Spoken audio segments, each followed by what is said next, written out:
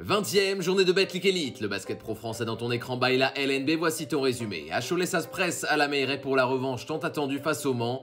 4-0 pour CB qui lance bien son derby. Sauf que Matt Morgan a bien l'intention de gâcher la fête, surtout que sa compagne a fait le déplacement depuis la Caroline du Nord. Le meneur brille et flambe même complètement en s'offrant en 3 minutes 3 énormes shoots extérieurs. Le meneur américain terminera la partie à 30 points à 6 sur 10 de loin. Les Choletais ont pris le bouillon dans les 10 premières minutes et se doivent de réagir rapidement. Justin Patton monte au cercle pour tenter de réduire l'écart. Un écart conséquent à la pause, à l'avantage du MSB qui mènera de 13 points, malgré un gros oubli ici de Perry Ellis qui se retrouve seul sous le cercle. 55-66 dans ce début du troisième quart, Marcus Gomis est servi pour retrouver derrière Matt Morgan, lui qui commence la deuxième mi-temps comme il avait commencé la première. Les hommes de Laurent Villa ne parviendront jamais à inverser la tendance malgré un public acquis à sa cause. Poirier sans célébrer, Le Mans surclasse son rival Choletais, 83-103. Les deux effectifs se retrouveront dans quelques jours en Leaders Cup. Paula Cortez, 17e, recevait Fos-sur-Mer, 18e et dernier du championnat. Le match de l'année qualifiait Eric Bartesheki avant la rencontre tant le résultat était important pour les deux équipes. Un premier carton équilibré, même si l'élan béarnais passera ici devant par l'intermédiaire de Gérald Ayayi qui coupe intelligemment vers le cercle. Cet écart va grandir en faveur des locaux qui voient des Bayers en difficulté dans les deux actes suivants. 15 points dans le deuxième quart, seulement 11 dans le troisième. L'élan béarnais, sans être impressionnant, tient désormais le score.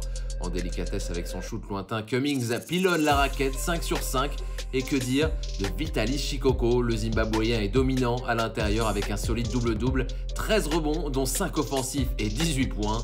Le Palais des Sports sent que la bascule est faite et ses joueurs se libèrent complètement. Contre-attaque, Markieff Cummings sur orbite. Paula Cortez remporte enfin sa première victoire en 2023 et enfonce un peu plus son adversaire du soir. Il y a à peine un mois, Limoges festoyait à domicile après une victoire sous haute tension contre Bourg-en-Bresse. Pour le retour à Equinox, la formation de Freddy Fotoux semble revancharde d'entrée. C'est elle qui ouvre le score, mais aussi celle qui se montre très agressive, à l'image de James Palmer, qui gratte le ballon des mains de Nicolas Lang. 25-15, Massimo Cancellieri en haut de l'écran est en colère. À bras croisés, il attend une réaction de ses troupes qui arrivent. La recrue Kinslink est fiable à 3 points. Le Tchèque désormais Limoujo avait joué un temps à Bourg-en-Bresse en Pro B. 29-23, ça revient même à 29-26 sur un tir au buzzer de Malcolm Miller qui s'impose malgré une défense correcte de Benitez. Cancellieri demande d'accélérer encore un peu plus le jeu car Bourg a du mal à contenir les assauts. Kenny Kadji se faufile et veut prouver lui aussi que le CSP a eu raison de miser sur lui. Sauf qu'au retour des vestiaires, les Verts s'effondrent complètement et voient rouge. Palmer Jr. en profite, MVP, 21 points, 5 passes, 3 rebonds. À ses côtés, Franz Masséna qui réalise sa meilleure performance offensive de sa saison, 16 points en 23 minutes. C'en est trop pour Limoges qui s'incline lourdement, 98-73. Il y a danger à Blois, avec seulement 2 victoires sur les 15 dernières rencontres. Le club a vécu une descente aux enfers au classement. Dans un match face au Metz 92, deuxième, l'ADA joue sans complexe Robert Johnson. En face, forcément, l'inévitable Wembanyama qui, malgré un 0 sur 4 de loin, arrive à se rassurer à l'intérieur. Dunk facile avec ses longs segments. 44-43, les Metz 92 privés de Waiters et Besson multiplient les pertes de balles. 18 au total et Corneli s'en donne à cœur joie.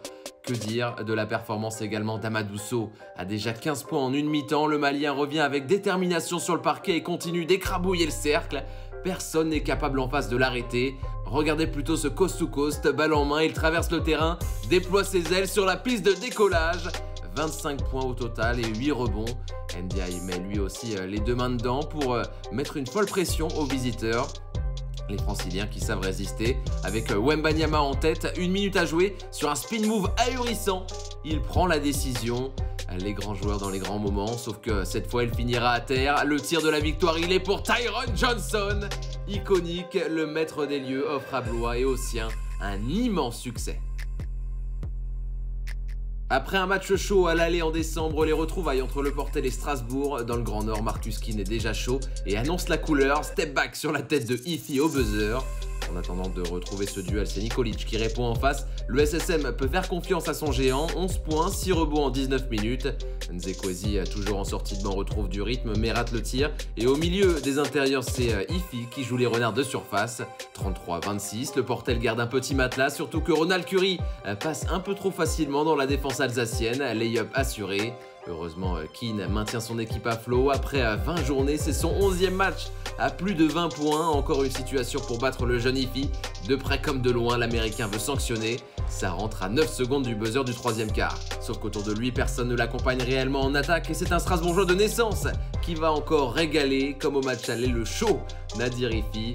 Une victoire pour le Portel, capitale pour le maintien du club. Avec 4 victoires sur les 6 derniers matchs, Roanne est en train de monter en puissance en ce moment. Nouveau test avec la réception de Nancy. Moody et Ghent savent comment chauffer le public. Allez, houp dans l'espace. On file dans le troisième quart. Moody toujours à la baguette. 11 passes pour le meneur. Et un nouveau client à satisfaire de Souza. Énorme dans l'impact en sortie de banc, 15 points et 7 rebonds. Mais Nancy revient très fort dans les 10 dernières minutes. 93 partout, il n'en reste plus qu'une. Tout au long de la rencontre, il aura distribué avant de 7 fois d'être décisif sur une claquette. Stéphane Moody est en feu. Sauf que le meneur manque le coup de poignard à 25 secondes de la fin. Le Sluk a une ouverture, que va faire Frank Mason? Il cavale pour égaliser. Se dirige-t-on vers la prolongation? Remise en jeu, moins de 3 secondes. L'option choisie s'appelle Kyle Foster qui s'apprête à devenir le héros du jour. Incroyable catch and shoot. Officiellement le game winner puisque la banca sera trop juste pour lui répondre derrière. La chorale est désormais 6e. Nanterre dans une position inconfortable en bas de classement, rendait visite au BCM quasi imbattable à domicile, une vérité qui s'est confirmée très vite, trop vite pour les franciliens même, la faute notamment à un Kenny Boynton, incontrôlable, tout aussi adroit de loin comme de près, il inscrit 26 points, sa meilleure performance depuis son arrivée en janvier. Forcément, ses coéquipiers l'ont compris et lui donnent la balle dans tous les sens. Accrochez-vous sur cette stat, 7 sur 12 à 3 points. Les hommes de Pascal Donadieu se retrouvent bâillonnés dans ce terrible guet-apens. À moins 22, c'est la jeunesse qui peut se montrer. Le poisson volant, Lucas Fischer y va de sa jolie claquette. Mais le scénario est écrit. Boynton ajoute 2 points de plus. 93-56, Nanterre 92 est sévèrement giflé à l'extérieur. Accroché par Monaco à l'Astrobal lors de la précédente journée, l'Asvel voulait se reprendre sur son parquet malgré la présence d'une sérieuse équipe dijonnaise. Jonah Matthews se construit un panier en solo. À la course, il dépose tout le monde. Malgré en contre-attaque une envie de mettre de l'énergie côté JDA avec Gregor Rovat, le Slovène qui monte au dunk, on a presque le sentiment que Lyon-Villeurbanne plie l'affaire dès la première mi-temps. Dibost confirme match après match son influence dans le jeu. L'international bulgare, auteur de 16 points, sort un 4 sur 5 derrière l'arc, qui sont même parfois proposés depuis le parking de la salle. Ce qui a le don de soulager énormément Nando De Colo. Le nouveau meilleur marqueur de l'histoire des Coupes d'Europe finira d'ailleurs MVP avec le même total que son acolyte. L'Asvel fait chuter lourdement Dijon et retrouve le chemin du succès après 3 revers consécutifs. Monaco prend complètement le large en tête du classement avec les défaites de ses 3 poursuivants, Boulogne-le-Valois, Cholet et Dijon. Les Monégasques ont pu ainsi accueillir sereinement le Paris Basketball à Gaston Médecin, ficelle pour Mike James. Le contrôle de la partie est à l'avantage de la Roca Team qui profite en plus de quelques erreurs des visiteurs. Blossom Game s'offre un dunk facile, 46-37 à Juan Bégarin face à l'équipe qui lui réussit le mieux. 22 points ici même l'an dernier, il trouve de la distance et ça ne l'effraie pas. Plus que 2 possessions d'écart, sauf que Paris ne reviendra jamais à hauteur. Les deux marsupilamis du Rocher vont commencer à s'exprimer en deuxième mi-temps. Le premier s'appelle Donta Hall sur une superbe attention de James. Le second s'appellera Shima Moneke dans un triangle avec les 2 hommes précédemment cités. Trop fort, trop costaud. Monaco l'emporte contre Paris tranquillement 103-81.